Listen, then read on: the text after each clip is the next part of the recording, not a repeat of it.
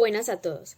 La siguiente exposición será presentada por Michael Steven Vanegas Nieto y quien les habla, Ingrid Vanessa Martínez Camargo.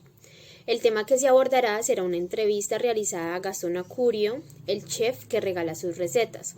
Acurio es un chef latinoamericano que ha construido un emporio de 37 restaurantes peruanos en 11 países diferentes, entre los cuales se pueden encontrar Nueva York, San Francisco, Miami, Madrid, Buenos Aires y Bogotá.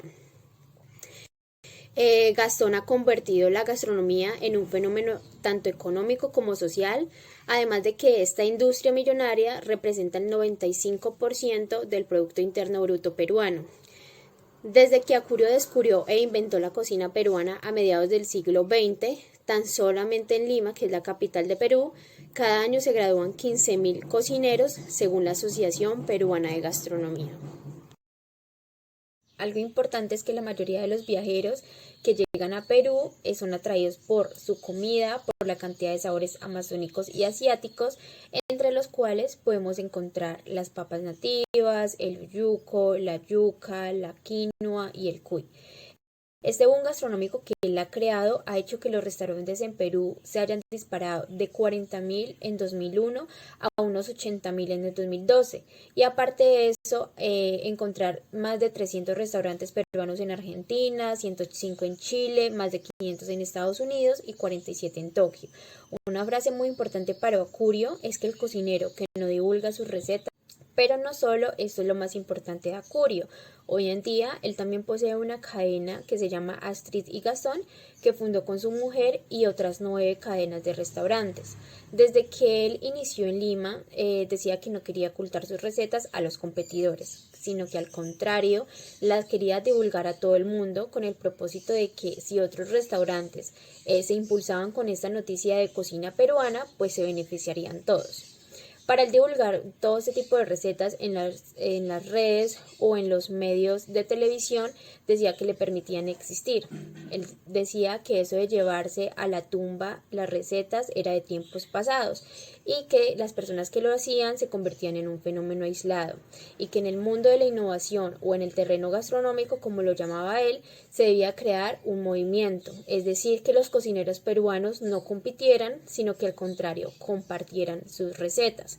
Es por eso que él creó una nueva frase muy importante, la cual decía: si te llevas tu receta a la tumba, no existes. Bueno, y ya hablando un poco de la vida, de cómo inició Acurio con esto de la cocina, primero que todo era que el papá no le gustaba la idea de que él fuera cocinero, sino que al contrario fuera un profesional en la política como lo era él.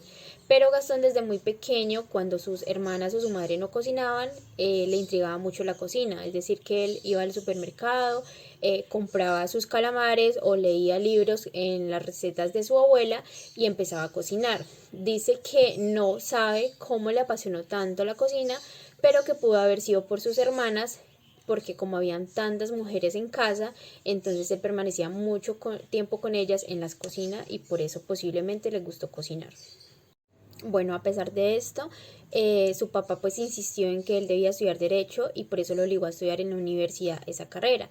Pero Acurio nunca pudo ser feliz y por eso siempre trataba como de portarse mal en la universidad y de reprobar todas sus materias hasta que lo echaron. Su papá, tratando de enderezarlo, lo mandó a seguir los estudios de Derecho en Madrid y allí en las noches Acurio empezó a trabajar en restaurantes. De día estudiaba y de noche trabajaba y hacía cenas para la Embajada de Perú o eventos sociales. Es por eso que cuando ya estaba en el segundo año de estudio, sin decirle a sus papás, pues él decidió cambiarse de universidad y de carrera y empezó a estudiar cocina en la Escuela de Hotelería de Madrid. Obviamente sus padres pues se dieron cuenta al finalizar, ya cuando él se graduó, y hubo un escándalo muy grande porque sus papás no podían creer que él no estuviera estudiando la carrera de Derecho, pero a la final terminaron por apoyarlo y también lo apoyaron terminando sus estudios tanto en España como en Francia.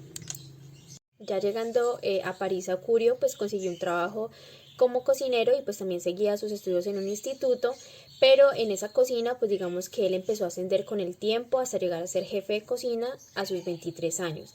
Ahí fue donde conoció a Astrid, quien era una alemana que estudiaba en ese mismo instituto y que tenía también la misma fascinación por el país de Perú, por lo cual digamos que al tener cosas en común pues terminaron haciendo su propia vida. Ellos dos regresaron a Lima y montaron un restaurante. Digamos que los papás de Acurio pues se encontraban muy molestos porque él estaba regresando de un lugar muy distinto a París, porque en Perú pues ser chef era muy bajo y no tenía tanto prestigio. Ellos llegaron con la idea de que querían montar un restaurante con comidas de tipo francés porque era lo que sabían realizar, pero nunca pensaron en crear algo peruano y al cabo de un año de regresar a Lima lo crearon y este fue el que le dieron nombre de Astrid y Gastón. Bueno, la idea de este movimiento era que muchos chefs del país también se estaban como encaminando en ese mismo sentido y estaban transformando la gastronomía peruana, donde compartían, como dije, en las redes o en la televisión sus innovaciones culinarias. Ellos también se reunían para comunicarse entre ellos, para digamos, aprovechar su patrimonio. Y decía, Acurio decía que lo más importante es que generaban diálogos de construcción, donde no existía el ego, la vanidad o la desconfianza. Es por eso que ellos se respetaban unos con otros, cómo vendían y en qué tiempo vendían dicho producto. Y a continuación, pues mi compañero les seguirá explicando un poco sobre cómo ha sido todo este proceso de innovación de Gastronacurio con su... Listo, hola, muy buenas tardes. Listo, prosiguiendo con la idea de la entrevista en la cual nos menciona un poco cómo la innovación ha cambiado y ha transformado de cierta medida todos los procesos, pues iniciamos en primer lugar que si te quedas con una receta no existe. Esta premisa más que todo nos hace referencia a que muchas de las veces Acurio no quería implementar como cierto modo estrategias de marketing o de impulsación al producto, sino que a él lo que más le facilitaba era encontrar la interculturalidad entre su tradición. Encontrar un poco sobre todos esos procesos que le permitían sostenerse en la comunidad, así más que todo en sus productos como tal. Listo, y por otro lado, retornamos a la idea de que cómo evitar las guerras internas. Pues en el transcurso de esta historia nos relataba que teníamos en cuenta la competencia como tal, pero esto estaba más que todo en lo tradicional y en lo que ahorita llamamos como innovación. Digamos que los productos que se crean en la innovación es un reinvento, un nuevo detalle a los procesos que se podrían regular anteriormente. Entonces digamos que este era como el principal enfoque en cómo se hacía la división como tal desde lo tradicional hasta lo innovador. Por otro lado, tenían en cuenta cómo fue el rol del gobierno frente a esta situación, a lo que se llamaba como este estilo de vida que tenía Curio. Digamos que cuando se dio cuenta que el país estaba apoyando de cierto modo a otros países y que no se estaba apoyando a Perú, pues se trajo como en sí la viabilidad de estos proyectos que iban a marcar como la tradición que iba a marcar Perú frente a sus productos. Entonces digamos que aquí esto promovía tanto la interculturalidad como se había mencionado anteriormente, pero también gestionaba como un interés en la comunidad, ya que todos estos procesos que le permitían aumentaba de sí la identidad y el reconocimiento patrimonial que tenía la zona.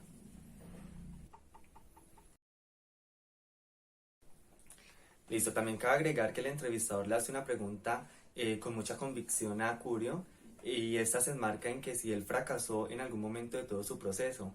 Él le responde que sí, que lo duro de iniciar es como adaptarse al mercado como tal. En sus inicios él quería hacer muchas cosas en pro de la marca como tal, pero cometió muchos errores y uno de ellos fue que quería poner la comida tradicional de Perú en un contexto más norteamericano.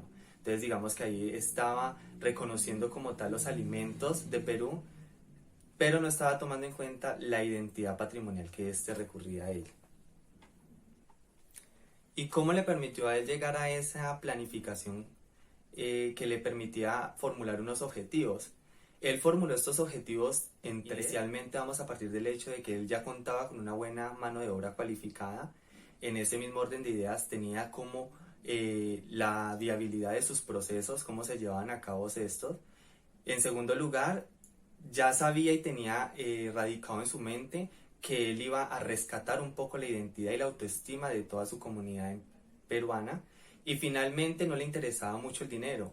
Él lo que le interesaba era que todos sus productos se pudieran vender de la mejor manera y asimismo aumentar el crecimiento de la organización, aumentando el empleo y utilizando estrategias innovadoras constantemente que podían durar a un corto plazo.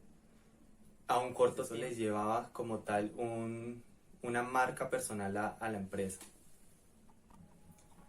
Y aunado a eso, digamos que él comentaba que no había que pelearse por migajas.